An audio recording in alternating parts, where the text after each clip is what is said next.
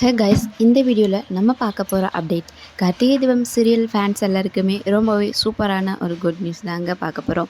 நம்ம சேனலை அதுக்கு முன்னாடி சப்ஸ்கிரைப் பண்ணிவிடுங்க. வாங்க வீடியோக்குள்ளார போகலாம். இன்றைக்கி என்ன ஒரு சூப்பரான அப்டேட் அப்படின்னு பார்த்தீங்கன்னா, நம்ம கார்த்திகை தீபம் சீரியலில் 2 கேரக்டர்ஸ் வந்துட்டு சூப்பராக ரீஎன்ட்ரி கொடுக்குறாங்க. அது யார் யார் அப்படிங்கிறத இந்த வீடியோவை ஃபுல்லாக பார்த்து தெரிஞ்சுக்கோங்க.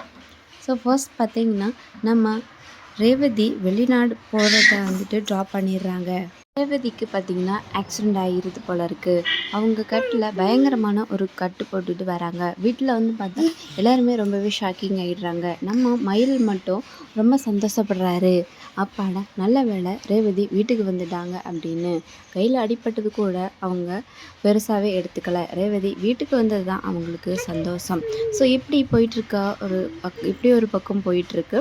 இன்னொரு பக்கம் பார்த்திங்கன்னா, நம்ம யாருமே எதிர்பார்க்காத வகையில் நம்ம ஆல்ரெடி வந்து ரொம்பவே மிஸ் பண்ணிகிட்டு இருக்கக்கூடிய தீபா அவங்களுடைய அம்மாவும் அண்ணியும் தான் இப்போது ரீஎன்ட்ரி கொடுக்குறாங்க நம்ம சீசன் 2ல்.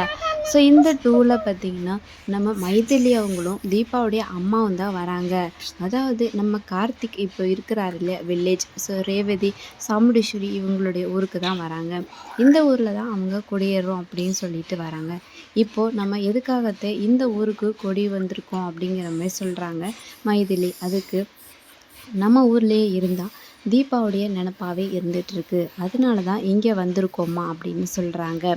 சரிங்கத்த, இப்போது கண்டிப்பாக வந்து நான் தீபா எப்படி வந்து கார்த்திக் தம்பி கூட எப்படி சந்தோஷமாக வாழ்வான்னு நம்ம எல்லோரும் ஆசைப்பட்டோம். ஆனால் தீபா நம்ம எல்லாரையும் விட்டு போய் நம்ம எல்லாரையும் கஷ்டப்படுத்திட்டா அப்படிங்கிற மாதிரி சொல்கிறாங்க. ஸோ இப்போது அந்த கார்த்திக் தம்பி எங்கே இருக்காரோ அவருக்கு ஒரு நல்ல வாழ்க்கை அமைஞ்சிச்சுன்னா ரொம்ப நல்லாயிருக்கும் அப்படின்னு சொல்கிறாங்க. கண்டிப்பாக அத்தை அவர் வேறொரு வாழ்க்கையை அமைச்சிட்ருப்பார் அப்படிங்கிற மாதிரி சொல்கிறாங்க மைதிலி. அப்படி நடந்துச்சுன்னா எனக்கு ரொம்பவே சந்தோஷம்தான் அப்படின்னு சொல்கிறாங்க. இப்போது தீபாவுடைய அம்மாவும் அண்ணியும் ரொம்ப நாளைக்கு அப்புறம் வந்து என்ட்ரி கொடுத்துருக்காங்க இப்போது. ஸோ இதுக்கப்புறமாவது கதையை கொஞ்சம் டிஃப்ரெண்ட்டாக கொண்டு போவாங்கன்னு நினைக்கிறேன்.